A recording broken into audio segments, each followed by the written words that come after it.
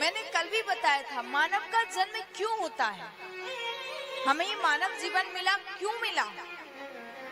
क्योंकि बड़े भाग्य मानुष तन पावा। ये मानव जन्म यूं ही आसानी से नहीं मिल जाता।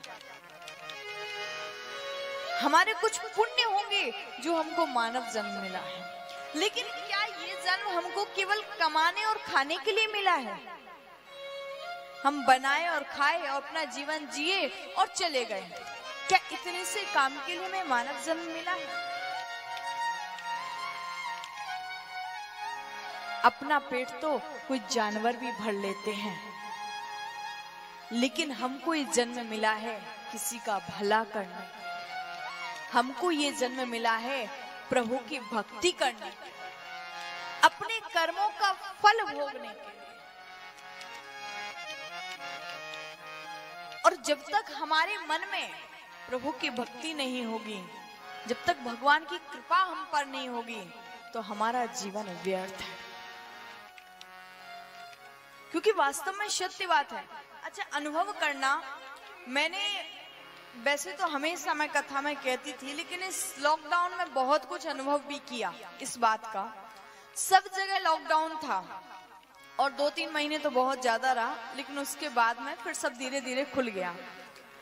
और अगर वृंदावन की परिस्थिति में आपको बताऊं तो श्रीधाम वृंदावन की ऐसी इस समय परिस्थिति थी, सब जगह ये अनाउंस कर दिया गया था सोशल मीडिया पर, सभी लोगों को ये चीज बता दी गई थी कि 25 दिसंबर से 1 जनवरी तक बांके बिहारी मंदिर बंद रहेगा।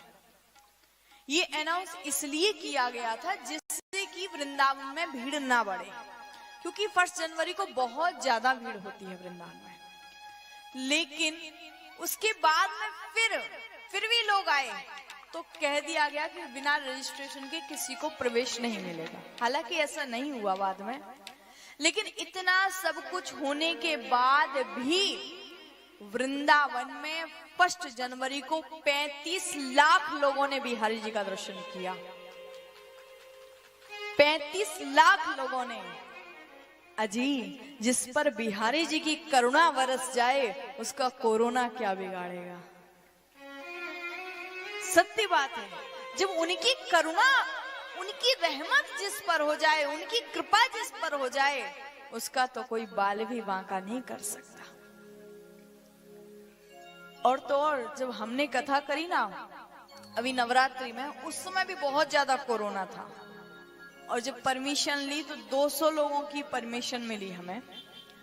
लेकिन जब कथा शुभारंभ हुई तो कथा में कम से कम 5000 लोग आते थे और सब बैठते थे आराम से। आप लोगों ने YouTube, Facebook से वो भी कथा सुनी होगी और दर्शन भी किया होगा। कम से कम 5000 लोग वहां पर आते थे, लेकिन किसी को कुछ नहीं। क्योंकि वास्तव में सत्य बात है, यदि प्रभु पर विश्वास है, यदि भगवान पर भरोसा है, यदि भगवान की भक्ति तुम्हारे मन में है, तो तुम्हारा कोई बाल भी बांका नहीं कर सकता। बुद्धि बड़ी, चतुराई बड़ी और सुंदरता तन में प्रगटी है। बुद्धि बड़ी, चतुराई बड़ी और सुंदरता तन में प्रगटी है। मान बड़ो, धन धाम बड़ो, यस कीर्ति हूँ जग में प्रगटी है। झूमत द्वार गजेंद्र हजार सो इंद्रों सो कछु नाही घटी है। पर तुलसी जगदीश की भक्ति के बिना, पर तुलसी जगदीश की भक्ति बिना, जैसे सुंदर नारी की नाक कटी है, जैसे सुंदर नारी की नाक। अगर भगवान की भक्ति नहीं है तो तुम कितना भी कुछ कर लो। बड़े बड़े धनवानों को देखा है जिसके यहाँ धन की कोई कमी नहीं है, इतना पैसा आता है कि उनको खुद को नहीं पता कि उनके पास में कितना पैसा है। लेकिन उसके बाद भी अगर उनसे आप पूछो कि भैया क्या तुम सुखी हो, क्या तुम सुखी हो, तो उसके मुख से एक शब्द निकलेगा नहीं। बिहारी जी की कृपा से एक करोड़पति के यहाँ भी कथा करने का अवसर मिलता है और एक झोपड़ी वाले के यहाँ भी कथा करने का अवसर मिलता है। लेकिन आज तक 12 साल से मैं कथा कर रही हूँ, आज तक मेरे सामने ऐसा कोई व्यक्ति नहीं आया जिसने खुश होकर के और अपने सच्चे मन से इस बात को कहा हो कि मैं तो बहुत सुखी हूँ अपनी जिंदगी। कोई ना कोई एक दुख सबके पास है। कोई तन दुखी, कोई मन दुखी, कोई धन में न रहे तो उदास, थोड़े थोड़े सब दुखी, सुखी राम। कोई भी सुखी नहीं है, पर उसका कारण क्या है? उसका कारण एक ही है। बोले दुनिया में कोई तो सुखी होगा ना, कोई एकाध तो ऐसा होगा कि जो बहुत सुखी होगा, जिसके पास में सब कुछ होगा। बोले हाँ, बस एक व्यक्ति है, वो एक व्यक्ति है जो बहुत सुखी है। बोले वो कौन है? बोले कोई तन दुखी, कोई मन दुखी, कोई धन में न रहे तो उदास, थोड़े थोड़े सब दुखी, सुखी राम का दास। जिसने अपने आप को प्रभु में अर्पित कर दिया, जिसने कह दिया हम राम जी के, राम जी हमारे, जिसने कह दिया दीन बंधु दीनानाथ मेरी डोरी तेरे हाथ, जिसने अपनी डोरी को उनके हाथ में सौंप दिया, वो संसार में सुखी है।